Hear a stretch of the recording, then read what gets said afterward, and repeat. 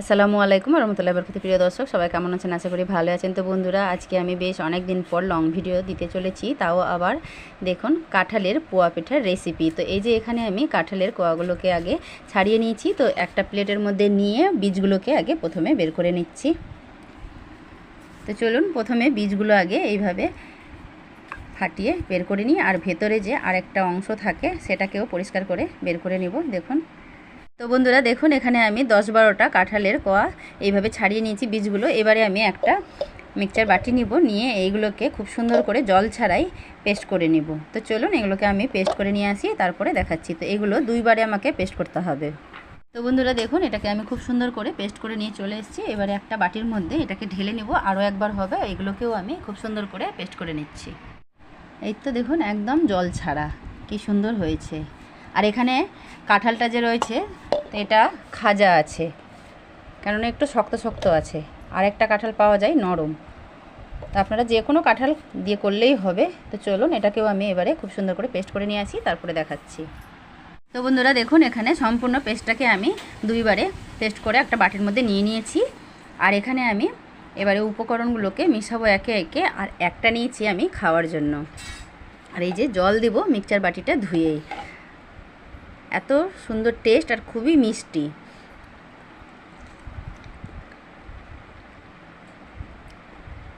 দেখুন কতটা ভালো লাগছে দেখতে আর খেতেও। তো বন্ধুরা, কাঁঠাল খেতে কজন পছন্দ করেন কমেন্টে কিন্তু জানাবেন। আর এইভাবে পোয়া পিঠা কজন খেয়েছেন করে। তো চলুন এটাকে খেয়ে হাত ধুয়ে তারপরে দেখাচ্ছি। তো বন্ধুরা, হাত ধুয়ে আমি চলে এলাম, একটা স্ট্রেনার নিয়েছি। তো যেহেতু মোবাইলটা আমাকে রাখতে হবে তার জন্য দেখাতে পারবো না। তো এখানে আমি এক বাটি শুকনো চালের গুঁড়া নিয়েছি। স্ট্রেনারে দিয়ে চালের গুঁড়াটাকে আগে চেলে নিই। এই তো এখানে এইভাবে করে আমি চেলে নিচ্ছি। তো বন্ধুরা, চালা হয়ে গেছে। এবারে আমি এখানে আরও কিছু উপকরণ মেশাবো। আর নিয়েছি এক বাটি ময়দা। আপনাদের হাতের কাছে যদি সুজি থাকে বন্ধুরা, তো সুজিটা দিবেন, আরও খেতে টেস্টি করবে। কিন্তু আমার কাছে সুজি নাই, তার জন্য আমি চালের গুঁড়া আর এই ময়দা দিয়ে দিচ্ছি। তো দেখুন এখানে ময়দাটা দিয়ে আমি চেলে নিচ্ছি। ময়দাও আমার এখানে খুব সুন্দর করে চালা হয়ে গেছে। এবারে আমি যেই বাটির মাপ করে চালের গুঁড়া আর ময়দা দিলাম, সেই বাটির হাফ বাটি নিয়ে নিব চিনি। দেখুন এই বাটিরই আমি অর্ধেক বাটি নিয়ে নিয়েছি চিনিটা এখানে দিয়ে দিচ্ছি। আপনারা মিষ্টি বেশি যদি পছন্দ করেন খেতে, তাহলে চিনির পরিমাণটা বাড়িয়ে নেবেন। এখানে অল্প পরিমাণে লবণ দিয়ে আমি এবারে কাঁঠালের পেস্টটার সাথে খুব সুন্দর করে সব কিছু একদম মেখে নিচ্ছি। বন্ধুরা দেখুন, এখানে আমি এইভাবে খুব সুন্দর করে মেখে নিচ্ছি। তো এখানে আমি এখনও জল দিইনি, জল দিব অল্প করে আর মাখবো। তো হাতটাকে আমি এইভাবে একটু মুছে পরিষ্কার করে নিয়েছি। আর এই যে মিক্সচার বাটির মধ্যে জলটুকু রয়েছে, এখান থেকে অল্প করে জল দিব আর মাখবো। তো একবারে খুব বেশি জল দিব না, অল্প অল্প করে দিব আর এখানে মাখবো। খুব বেশি পাতলা আর খুব বেশি ঘনও ব্যাটারটা এখানে রেডি করব না। তো চলুন এখানে আমি এইভাবে মেখে মেখে আর অল্প অল্প করে জল দিয়ে রেডি করে তারপরে দেখাচ্ছি। প্রায় এখানে সম্পূর্ণই জলটা লেগে গেল, প্রায় এখানে হাফ কাপের মতো, চায়ের কাপের জল লেগেছে। তো দেখুন ব্যাটারের ঘনত্বটা আমি কিভাবে রাখলাম। তো চলুন এটাকে আমি বেশিক্ষণ রেস্টে রাখবো না, 5 মিনিট রেস্টে রাখবো। তাতেই পোয়া পিঠাগুলো আমি ভাজা শুরু করব। এটাকে আমি 5 মিনিট পর দেখাচ্ছি। বন্ধুরা এবারে আমি 5 মিনিট পরে দেখাচ্ছি। ঢাকনা দিয়ে আমি ঢেকে দিয়েছিলাম। তো এটা নিয়ে আমি রান্নাঘরে চলে যাচ্ছি, আর একটা হাতা দিয়ে তুলে দেখাচ্ছি যে ব্যাটারের ঘনত্বটা কীরকম হয়েছে।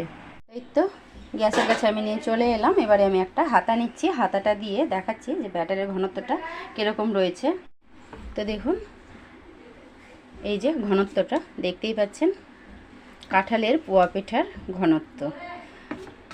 তো ব্যাস, এবারে আমি হাতাটা দিয়ে আর একটু খুব সুন্দর করে ফেটিয়ে নিব। ব্যাটারটা খুব সুন্দর করে ফেটিয়ে নিয়েছি। আর এবারে আমি ভাজার আগে দিয়ে দিচ্ছি কয়েকটা দানা নিয়েছি মৌরি।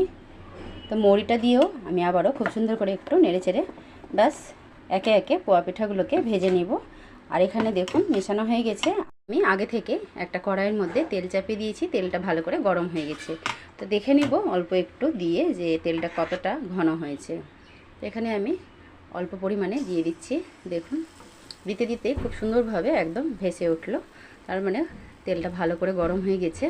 এটাকে আমি এবারে তুলে সাইডে রেখে দিব, আর এক হাতা করে ব্যাটার দিয়ে এক একটা পোয়া পিঠা ভেজে নিচ্ছি। তো এইভাবে আমি 1 হাতা ব্যাটার নিয়ে নিলাম। নেওয়ার পর এবারে আমি দিয়ে দিচ্ছি, দেখুন দিয়ে দিলাম। আর চুলার জালটাকে মিডিয়ামে রেখে আমি এইভাবে ভাজবো। দেখুন নিজে নিজেই বেশ কিছুক্ষণ ভাজার পর খুব সুন্দরভাবে উপরে ভেসে উঠলো। এটাকে আমি এবারে আস্তে করে পাল্টে দিব। একটু খুব সাবধানে পাল্টাতে হবে বন্ধুরা। একটু পাল্টে দিলাম। তো চলুন এইভাবে উল্টে পাল্টে খুব সুন্দর করে লাল লাল করে ভেজে তুলে নিচ্ছি, তারপরে দেখাচ্ছি। তো বন্ধুরা দেখুন এটাকে আমি তেল ঝরিয়ে তুলে নিচ্ছি। আর কি সুন্দর হয়েছে, একদম ফুলকো ফুলকো। তো বন্ধুরা একটা প্লেটের মধ্যে তুলে নিলাম, আর কি সুন্দর লাগছে দেখতে। তো চলুন এইভাবে করে একে একে আমি সবগুলো তুলে এবারে তারপরে দেখাচ্ছি। তো বন্ধুরা দেখুন কত সুন্দর একদম সবগুলো এখানে ফুলকো ফুলকো পাকা কাঁঠালের তেলে ভাজা পোয়া পিঠা তৈরি হচ্ছে। তো এটাও খুব সুন্দর হয়েছে। আপনারা যে যেমন লাল কম বেশি খেতে চাইলে পরে ব্যাস ওইভাবে ভেজে নেবেন, তাহলেই হয়ে যাবে। তাই তো এটা হয়ে গেছে, আর এখানে 2-1টা হবে। চলুন সবগুলো ভেজে তুলে তারপরে দেখাচ্ছি। তো বন্ধুরা এখানে আমি সবগুলো দেখুন কাঁঠালের পোয়া পিঠা নিয়ে চলে এলাম একটা প্লেটের মধ্যে, এবারে তুলে নিচ্ছি। দেখুন প্রত্যেকটা একদম ফুলকো ফুলকো নরম তুলতুলে হয়েছে। এখানে আমি সবগুলো তুলে নিচ্ছি। তো বন্ধুরা আমার পুচকু তো বসে আছে খাওয়ার জন্য, আর আগেই ভাজতে ভাজতেও খেয়েছে অনেকগুলোই, খুবই টেস্টি লেগেছে তার জন্য।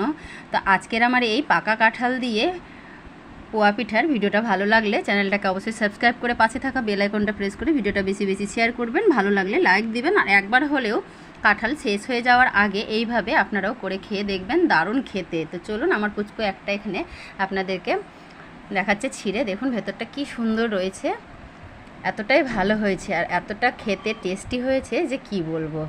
একদম ভেতরটা পুরো ফাঁকা, দেখুন যেমন একদম আমরা চালের গুঁড়া দিয়ে বা সুজির পোয়া পিঠা বানাই সেরকম। তো বন্ধুরা এরকম নিত্য নতুন রেসিপি পেতে অবশ্যই আমাকে সাপোর্ট করে যাবেন। আবারও দেখা হবে নতুন কিছু নিয়ে। সবাই ভালো থাকবেন, সুস্থ থাকবেন। আল্লাহ হাফিজ।